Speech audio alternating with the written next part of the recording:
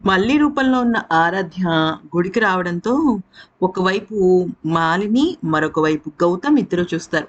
అయితే మీరు ఈ ఫోటోలో చూసినట్టయితే మాలిని చేతుల్లోకి మల్లిక అంటే మల్లి బిడ్డ చేరుతుంది. అయితే ఇక మల్లి బిడ్డను పట్టుకున్న మాలిని ఆరాధ్య కోసం ఎదురు చూస్తుంటుంది. ఇక ఆరాధ్యని చూసిన వెంటనే అమ్మని ఆ ఫోటోలో ఉన్న మల్లిని తనని చూసి పోల్చుకుని మల్లియే వచ్చింది అని చెప్పేసి అమ్మ దగ్గరికి వెళ్దామా అంటూ మాట్లాడుతుంది.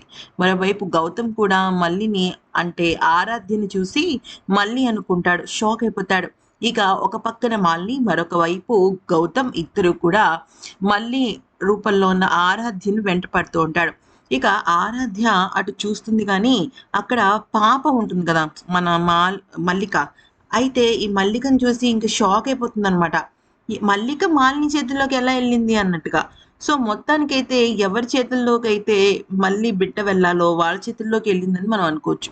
కానీ మాలిని దగ్గరున్న బిడ్డను గౌతమ్ చూస్తే మాత్రం పరిస్థితి తారుమారైపోయేది.